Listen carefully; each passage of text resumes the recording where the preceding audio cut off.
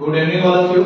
આજે કોમ્પિટિટિવ એક્ઝામના સ્ટુડન્ટોની જે ડિમાન્ડ હતી એ માટે થઈને આપણે કોમ્પિટિટિવ એક્ઝામ રિલેટેડ એક મોસ્ટ ટાઈમલી ક્વેશ્ચન જે જીપીએસસી, પીએસઆઈ, એલઆરડી આ બધી એક્ઝામમાં તલાટીમાં પૂછાઈ શકે છે એવો બંધારણનો એક ટોપિક લઈને આવ્યા છીએ.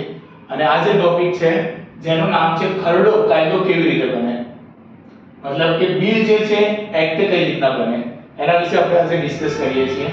તો બિલ છે તો વાત કરીએ કે બિલ એટલે અથવા એને કહી શકાય ખરડો. તો બિલ અથવા ખરડો જે છે એ બે પ્રકારના આવે છે.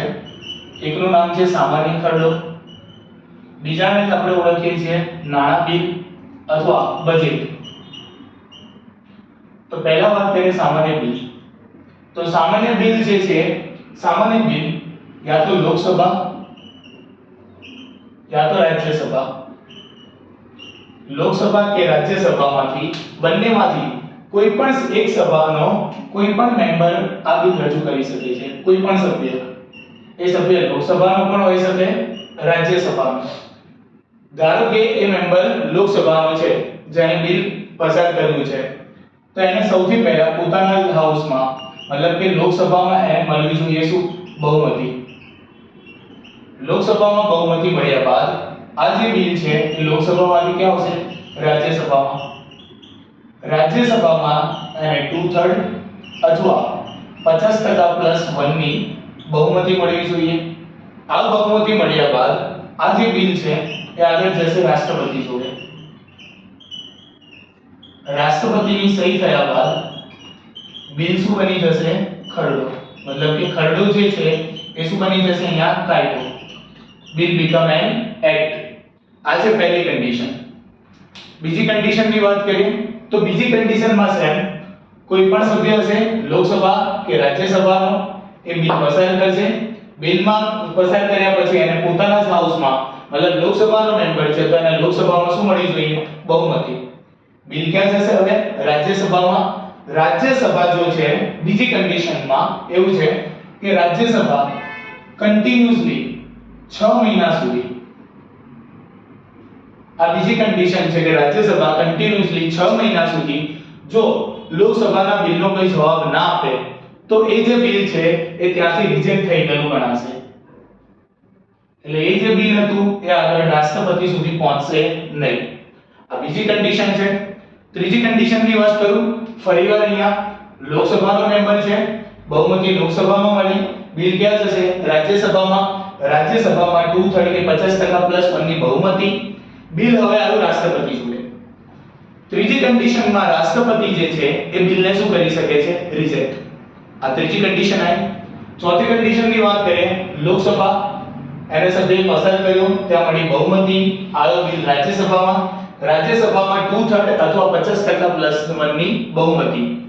હવે આવે જ્યારે બિલ રાષ્ટ્રપતિ પાસે આવશે તો રાષ્ટ્રપતિ પાસે અહીંયા એક પાવર છે જેને આપણે કયા નામે ઓળખીએ છીએ? Pocket veto.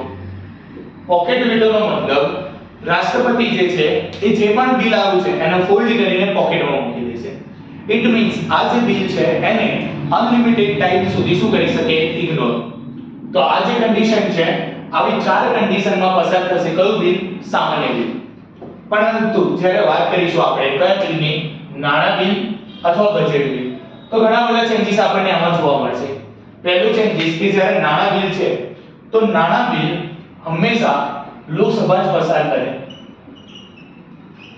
અને લોકસભામાં પણ કોણ? નાણાં મંત્રી.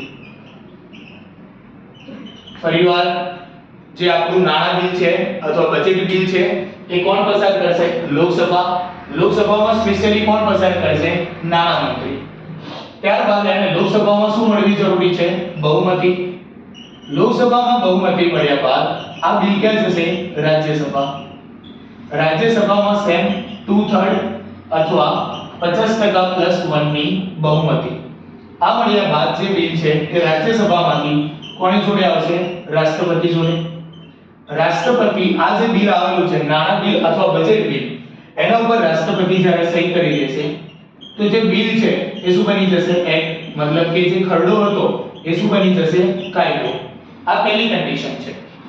બીજી કન્ડિશનની વાત કરીએ તો ફરીવાર લોકસભામાંથી કોણ પસાર કરશે? કરશે નાણામંત્રી, લોકસભામાં શું મળે બહુમતી, બિલ ક્યાં આવશે રાજ્યસભા, રાજ્યસભામાં 2/3 કે 50% પ્લસ 1 ની શું મળવી જોઈએ બહુમતી.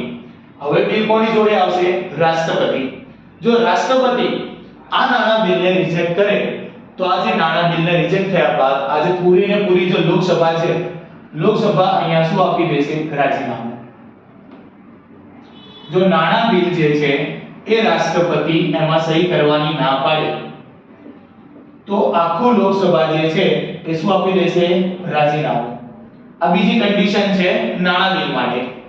ત્રીજી કન્ડિશનની વાત કરીએ નાણાં બિલ, તો નાણાં બિલ આવ્યું લોકસભામાંથી, કોણ પસાર કરશે નાણામંત્રી, બિલ કોમાં શું મળશે બહુમતી, બિલ ક્યાં આવ્યું રાજ્યસભામાં.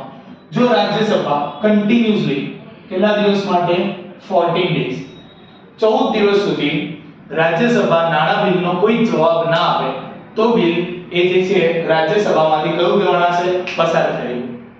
કેમ કે આ જે નાણાં બિલ છે, નાણાં બિલમાં રાજ્યસભાની શું આવે છે મર્યાદા, લિમિટ. અહીંયા જો એકવાર ખાલી રાજ્યસભાને બતાવવામાં આવશે, રાજ્યસભા કહેશે કે આ ટાઈપના તમે ફેરફાર કરો તો પણ એ મરજીની વાત છે લોકસભાની. લોકસભાને લાગશે કે ફેરફાર કરવા જેવા છે તો ફેરફાર કરશે, નહીં તો લોકસભા બિલમાં ફેરફાર પણ કરશે નહીં. અને રાજ્યસભા જો કન્ટિન્યુઅસ 14 ડેઝ સુધી એને જવાબ નહીં આપે તો બિલ ત્યાંથી પસાર થઈને ક્યાં પહોંચી જશે રાષ્ટ્રપતિ જોડે. તો આવી રીતના આજે આપણો આજનો ટોપિક હતો. આજનો ટોપિક શું હતો આપણો કે ખરડો કાયદો કેવી રીતે બને, મતલબ કે બિલ બીકમ એન એક્ટ. તો આવી રીતના જે ખરડો હોય છે એ કાયદો બની શકે છે. તો આવા જ વધારે વિડિયો જોવા માટે અમારી YouTube ચેનલ છે જેનું નામ છે એક્સેલન્ટ એજ્યુકેશન.